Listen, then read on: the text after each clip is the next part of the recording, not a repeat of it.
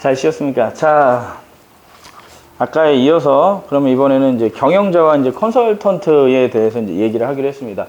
자, 경영자는 아까 우리가 최고 의사 결정권자라고 했습니다. 결과적으로 이 사람이 하는 일은 의사 결정을 하는 일이에요.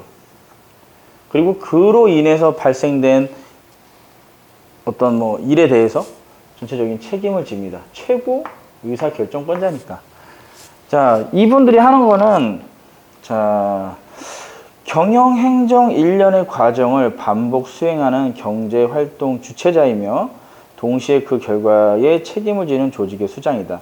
특히 일련의 경영활동 과정에서 여러 의사결정을 통해 조직 목표를 달성하고자 노력하는 최고 의사결정권자이다. 예, 압축해서 이 두 가지를 하는 겁니다. 자, 이분들은 기업이 추구하는, 조직이 추구하는 목표를 달성하기 위해서 그 활동들을 하는 거에 대해서 계속적인 의사결정을 해요. 그리고 그 활동을 통해서 이제 경제 활동이 일어나죠. 그 활동이 일어난 경제 주체자로서 모든 책임을 지는 사람. 자, 우리는 그러면은 컨설팅을 하잖아요. 자문을 합니다. 그럼 누구랑 해야 될까요? 누구한테 해야 될까요? 이분들한테 해야 되는 거예요. 이분들. 자, 이분들을 만나셔야 되는 거예요. 이분들이 아니라 뭐 다른 뭐 부장님이라든지 다른 뭐 결정권이 없으신 이사분들, 경영권이 그렇게 뭐 안 돼 있는 이사분들이라든지 이런 분들하고 얘기를 했을 때는 이제 우리의 업무가 진행이 좀 안 돼요. 결국은 이분들을 만나셔야 됩니다. 자, 그럼 이 컨설턴트는 그러면은 무엇이냐? 컨설턴트는 이 의사결정권자가 올바른 의사결정을 할 수 있도록, 의사결정권자는 의사결정하고 책임을 진다고 그랬죠? 그러면 이 의사결정을 하는 데 있어서 이 컨설턴트는 올바른 의사결정을 할 수 있도록 자문을 하는 전문가입니다. 이 사람은 이 사람에게, 그랬죠? 이분들 만나야 된다고. 컨설팅은, 자문은 이분들한테 해야 된다고. 이분들이 올바른 의사결정을 할 수 있도록 옆에서 도와줘야 돼요. 책임져야 되는 부분들이니까 이분들이. 예. 자, 이 일을 하는데, 그럼 요거를 우리가 그러면 이 컨설팅을 하는 프로세스에 대해서 한번 제가 이제 좀 안내를 좀 해보도록 하겠습니다. 첫 번째는 우리가 이제 기업을 이제 경영자분을 만났을 때, 이분을 컨설팅을 해야 될지, 아니면은 이분은 뭐 필요가 없으시거나 아니면은 아직 컨설팅을 받으실 준비가 안 돼 있으시거나 뭐 이런 분들이 있으실 거예요. 그래서 그거를 확인하는 단계. 자, 이쪽으로 좀 이동을 해서 작성을 해보도록 하겠습니다. 자,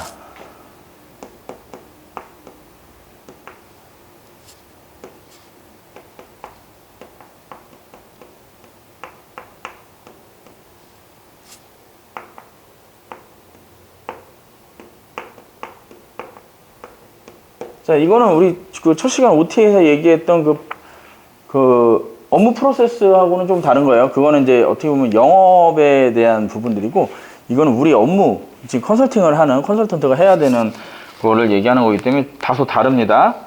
자, 그래서 우선 컨설턴트가 이제 프로세스 단계를 밟을 때 첫 번째로는 어떤 걸 하냐면은 컨설팅이 뭐라고 그랬죠? 사전 인터뷰를 합니다. 사전 인터뷰를 왜 하냐? 이분이 준비가 되어 있으신지, 아니면 어떤 고민을 가지고 있고, 내가 이분의 어떤 그 고민을 해결할 수 있는 또 능력이 또 돼야지 또 진행을 할 수 있는 거잖아요. 제가 뭐 안 되는 부분이면은 다른 또 전문가를 또 영입을 해야 되는, 그래서 협업을 해야 되는 경우들도 있을 거니까, 자, 그런 것들을 미리 파악하는 단계라고 생각하시면 됩니다. 자, 그래서 첫 번째, 경영자의 사업상 의문, 고민, 이 두 가지 사항을 파악하셔야 돼요. 그래서 사업을 하는데 뭐 자금적으로 문제가 있으신 건지, 아니면은 그 근로자들, 아니면 거래처들과의 문제가 있는 건지, 또는 어떤 그 행정적인 문제라든지 처분 관련된 문제라든지 다양한 문제들이 있을 수 있습니다. 자, 그런 문제들, 또는 이제 그다음에 고민거리들 같은 경우도 이제 뭐 의문하고 고민하고 좀 다르죠. 궁금한 사항이고, 요거는 이제 좀 아까처럼 고심되는 부분들이니까. 그래서 내가 이거를 했을 때 뭐 문제가 될 수 있을까요? 아니면 내가 성장을 하고 싶은데 어떤 것들이 할 수 있을까요? 이런 좀 긍정적인 에너지들, 긍정적인 질문을 하시는 분들이라고 그러면 당연히 우리와 함께 업무를 하실 수 있는 거고, 그렇지 않고 단순하게 뭐 나는 뭐 현재 상태에서 다른 걸 변화하고 싶지는 않고 그냥 단순히 뭐 돈을 좀 많이 벌고 싶어요. 매출을 좀 더 늘면은 돈이 더 많이 들어오지 않을까요? 아니면은 뭐 그 세금을 좀 적게 내서 내가 돈을 좀 뒤로 좀 이렇게 또 뺄 수 있는 게 있을까? 이런 쪽으로 이제 가시는 분들이면은 당연히 이제 우리가 배제, 지양해야 되는 분들이겠죠. 그래서 그 단계를 거치고요. 두 번째 단계입니다. 이 단계에서는 이 경영자가 어떤 사업 계획, 비전, 그다음에 기업의 현황,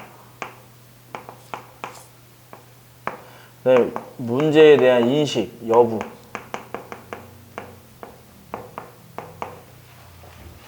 요거를 파악하셔야 돼요. 그래서 대표분께서 이제 첫 번째 이런 얘기를 나눠보시고 좀 발전적인 거를 이제 희망을 하고 계신데, 그러면 어떤 사업 계획을 가지고 계십니까? 근데 이런 사업 계획이 있으셔야지 이제 이거를 갖다 우리가 발전시킬 수 있는 거죠.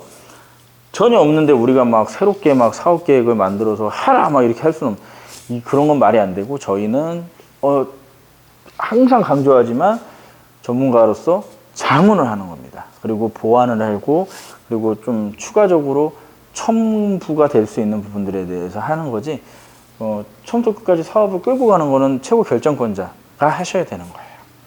자, 그리고 기업에 대해 성장에 대한 뭐 사업에 대한 비전을 가지고 계시고, 그 다음에 기업의 현황도 잘 아셔야 돼요. 기업의 현황을 대표님들은 대부분 잘 알고 계신데 일부 모르시는 분들도 계세요. 그러면 이제 관심도가 많이 떨어진다는 얘기고, 그 다음에 기업의 어떤 문제, 이 고민거리들도 요게 요런 상황이 될 수도 있겠죠. 이런 문제에 대해서 어떻게 인식하고 있는지, 아니면 본인이 문제가 있는지 없는지를 모르고 계시는 분들도 계세요. 특히 뭐 노무적인 문제들, 이런 것들도 굉장히 그런 쪽에 많이 발생을 하니까, 그래서 문제를 어떻게 인식을 하고 있는지 요거에 대한 여부도 판단을 하셔야 됩니다. 자, 요게 사전 인터뷰에서 끝나서 이분은 정말 회사를 발전시키고 싶으시고 성장하시고 싶고 사업에 대한 어떤 막 새롭게 막 좀 외적 내적 성장을 일으켜서 막 IR도 해서 IPO도 하고 싶으신 분도 있을 거고, 프랜차이즈로 막 시세를 확장하시고 싶으신 분도 있을 거고, 새로운 사업 분야를 개척을 해서 신규 사업부를 늘려서 또 하시고 싶으신 분들도 있을 겁니다. 자, 그런 분들이라 그러면은 이제 앞으로 갈 일이 많으니까 할 게 좋겠죠. 자, 그래서 그 부분들을 해서 우리와 이제 같이 일을 할 수 있는 그런 분, 내가 자문을 했을 때 정말 시너지를 낼 수 있는 분을 찾았다면 이제 컨설팅 수행을 해야 됩니다.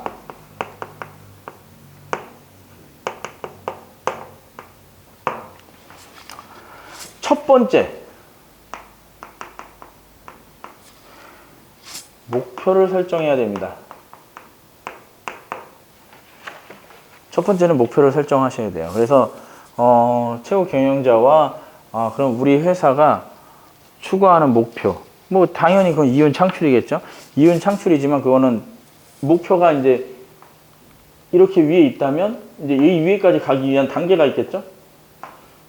세부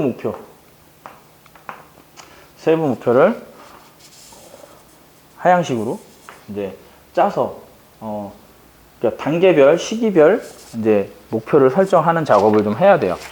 자, 이 단계를 거치고 나면은 두 번째 단계에서 정보를 수집하셔야 됩니다. 이 정보들은 이제 아까 그 제자원들 있었죠? 제자원들, 인적, 물적, 정보, 재무적인 자원들. 요 자원들하고 그 다음에 업무적으로 시스템을 갖추고 있는지, 그 다음에 각종 서류라든지, 그게 시스템의 결과물이 이제 서류들로 나타나니까요. 그래서 그런 부분들을 좀 확인을 하셔야 되고요. 그래서 그걸 수집을 하셔야 됩니다. 그래야지 목표에 맞게끔 우리는 이제 이 정보를 수집을 하면 3단계에서 정보를 분석을 합니다.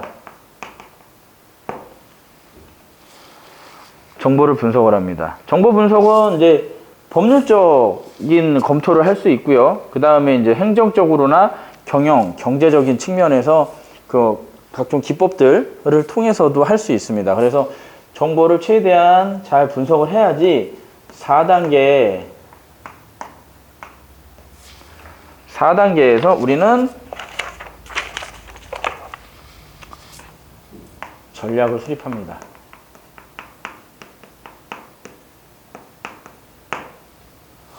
자, 전략을 수립하는데 아까도 말씀드렸지만 이거는 전쟁을 하는 방법이죠. 전쟁을 승리로 이끌 수 있는 방법이. 우리가 목표를 달성하는 이 목표를 달성하기 위한 방법입니다. 방법. 자, 이거는 이제 경영 파트부터 시작해서 분야별 파트가 이제 나뉘어질 거예요. 그래서 그런 부분들을 이제 총괄적으로 전략을 짜고 다시 또 그 세부적인 분야들, 뭐 마케팅이라든지 자금에 대한 조달이라든지 이런 것들, 이런 전략들을 이제 수립을 해서 그러면 요 수립된 전략들을 이제 실행할 수 있는 방안을 이제 제시를 해야 됩니다.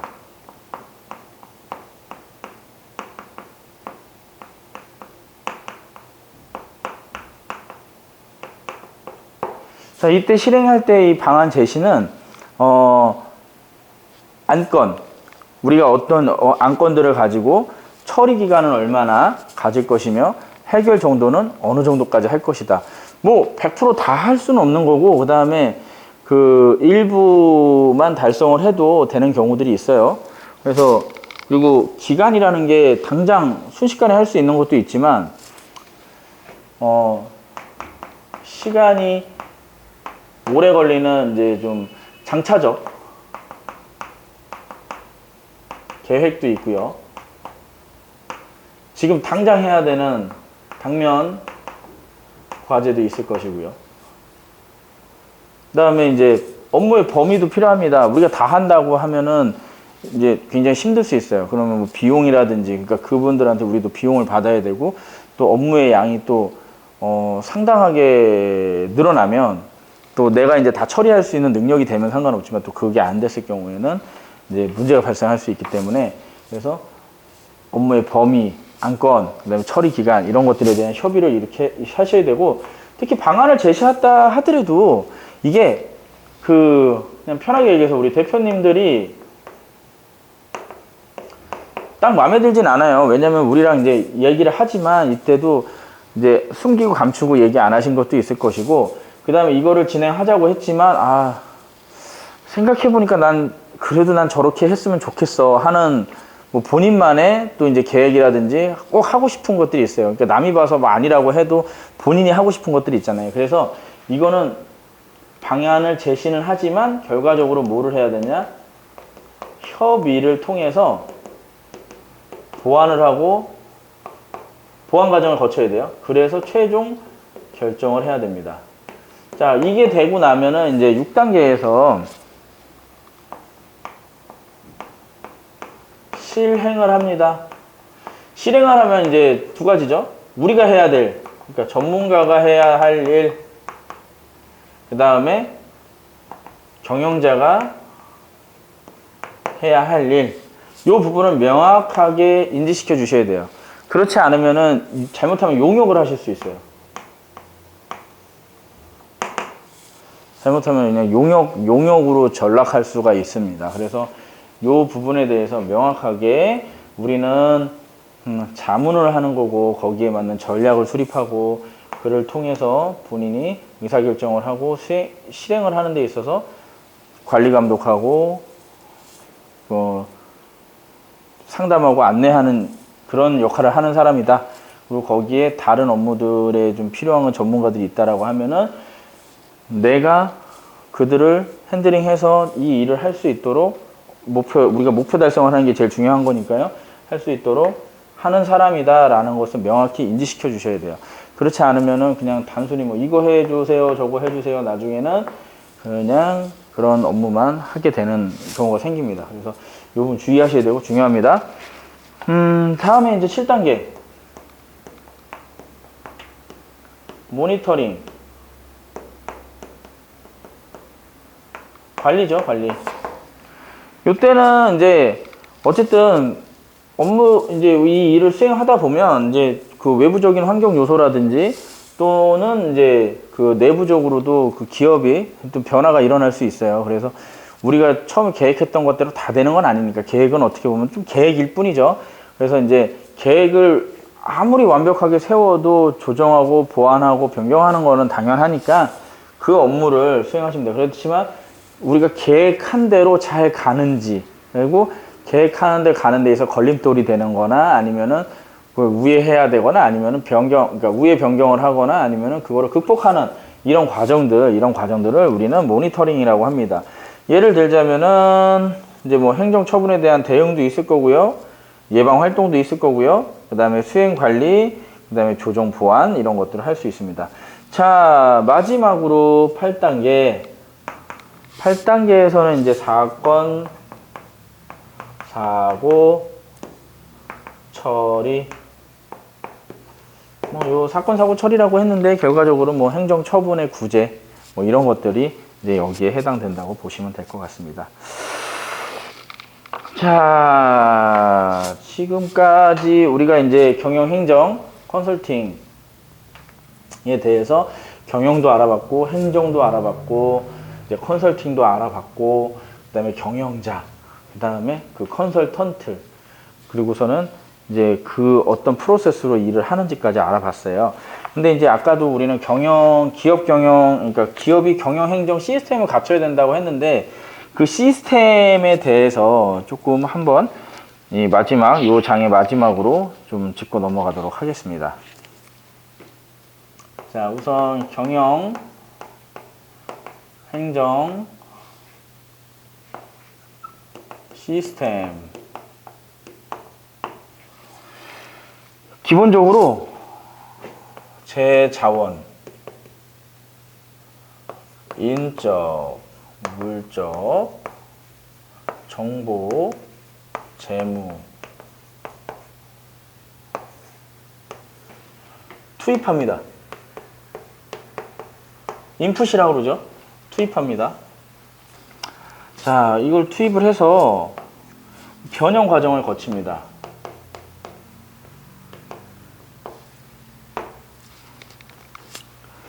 인적 자원은 인사관리, 그 다음에 물적은 생산관리, 정보는 MIS, 경영정보 시스템이에요. 자,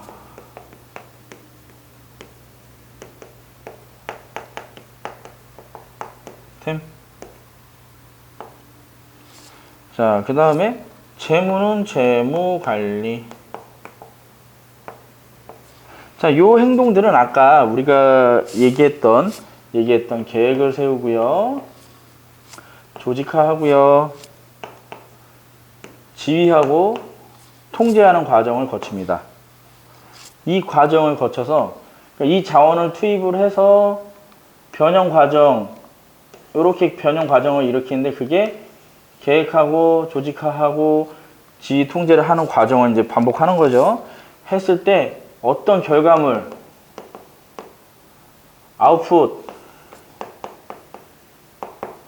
아웃풋이 나옵니다. 아웃풋은 뭐냐면은 제품, 서비스, 사회적 책임.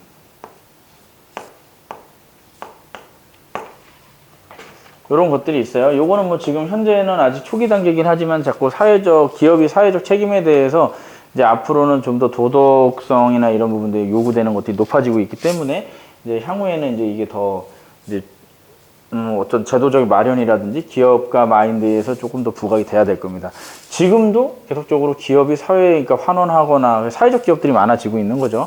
하고 그 다음에 어떤 환경이라든지 이런 부분에서도 생산을 통해서 발생되는 오염이나 이런 것들에 대한 조치들, 저감 활동들, 이런 것들이 이제 사회적 책임인데요. 자, 요런 아웃풋들이 발생을 해요. 근데 이게 우리가 요구되는 품질과 서비스 품질, 제품 품질, 사회적 책임이 다 되진 않습니다. 자, 불만이 생길 수 있습니다. 제품 같은 경우는 불량이 생기고요. 서비스에는 불만이 생길 수 있습니다. 자, 그러면 이거는 뭐야? 고객들의 목소리죠. 고객들의 목소리. 이 고객들의 목소리를 담아서 다시 재투입을 하고 피드백 과정을 거칩니다. 자, 제품은 우리는 이 자원을 투입을 해서 이런 병행 과정을 통해서 이 제품들을 만들어냈는데요. 서비스 및 제품에 대해서 만들어냈는데 그 품질이 좋지 않습니다. 좋은 것들도 있고 나쁜 것도 불량품도 있겠죠. 그것들은 다시 어떻게 고객의 목소리를 반영을 해서 다시 투입, 그래서 수정 보완해서 계획 세우고 조직화하고 지휘 통제를 해서 다시 제품과 서비스를 창출해내는 과정입니다. 이게 바로 무엇이냐? 경영행정 시스템. 경영이라고 보시면 됩니다. 아까 말씀으로 막 나눴던 우리 경영. 제자원들을 경영 과정을 거쳐서 결과를 만들어내고 거기에 나온 불량들은 다시 수정 보완을 통해서 만들어내는 과정을 반복 수행하는 겁니다. 자, 마지막으로는 뭐 그냥 참고사항이니까 그냥 간단하게 좀 읽어드리고 요번 1부의 2장까지를 마치도록 하겠습니다. 자, 참고사항으로는 이제 경영행정과 환경의 관계예요. 그러니까 경영행정과 환경에 무슨 관계가 있을까 하는데 경영행정은 환경 내에서 이루어집니다. 그래서 이거를 뭐라고 그러냐면 오픈 시스템.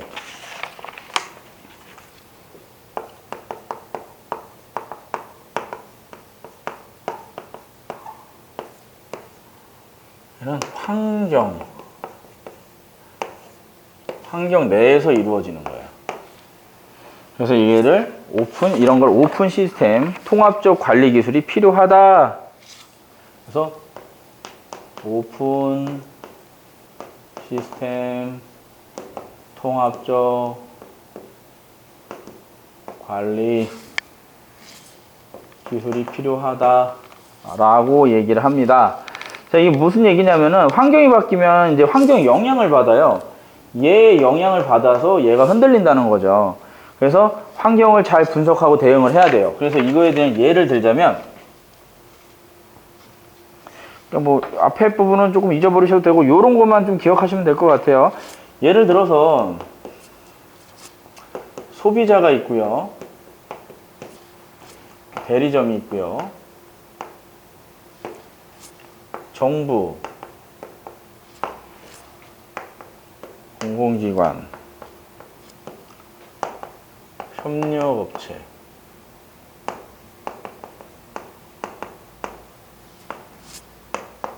금융기관. 자, 기업이 경영행정을 하는 데 있어서 이제 관련이 있는 거죠. 내가 판는 매출처고요. 내 물건을 대신 팔아주는 곳이고, 뭐 나에게 사업을 할 수 있도록 허가와 인가와 뭐 행정적인 그런 제재를 가하거나 뭐 풀어주는 곳이 이제 정부고요. 그다음에 공공기관들 마찬가지고요. 그다음에 협력업체, 그다음에 금융기관들, 나에게 금융적인 지원을 하는 업체들이죠. 자, 이런 업체들이 있는데 이제 이게 환경이라는 거예요. 근데 이 환경이 어떻게 변하냐?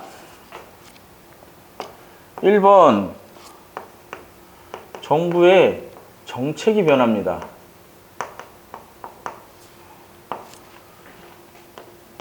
주 52시간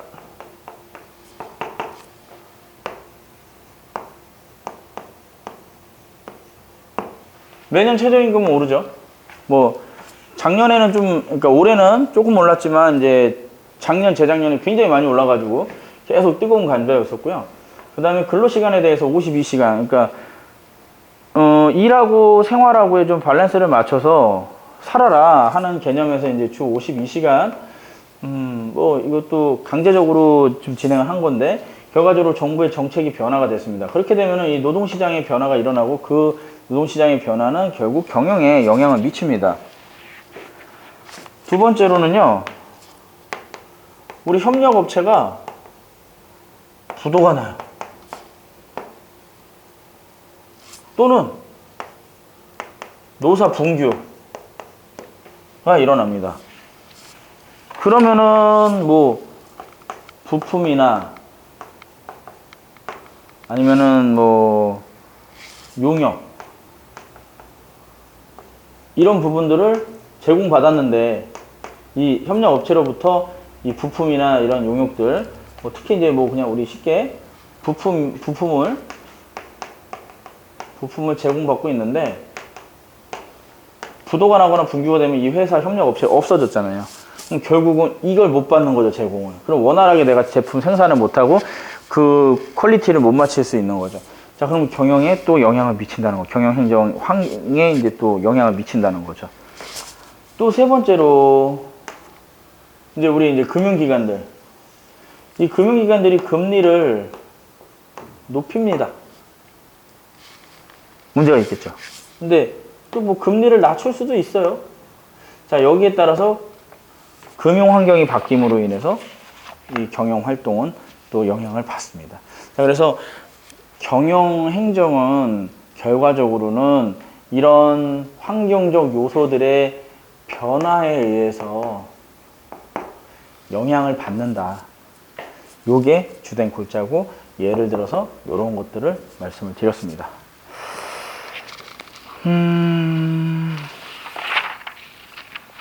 자, 이렇게 해서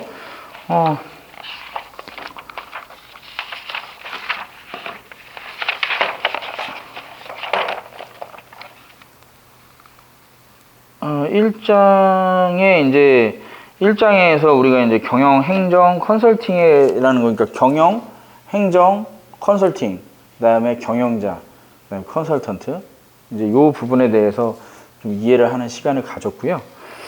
다음으로는 이제 우리가 이제 경영 컨설팅, 경영 행정 컨설팅 이것을 하는 데 있어서 좀 경영학적으로 좀 알아야 되는 요소들이 좀 있습니다. 그래서 그 요소들을 좀 짚어나가고 좀 배워나가는, 이거는 이제 뭐 시험을 볼 건 아니니까 아까도 누누이 이건 말씀드린 시험을 볼 게 아닙니다. 그래서 이거를 기업에다 어떻게 접목을 시킬 수 있을지 그거는 이제 본인이 조금 더 이해를 하시고 받아들이시면 좀 재밌는 과정이 될 수 있을 것 같아요. 그래서 그 시간을 다음 시간에 갖도록 하겠습니다. 고생하셨습니다.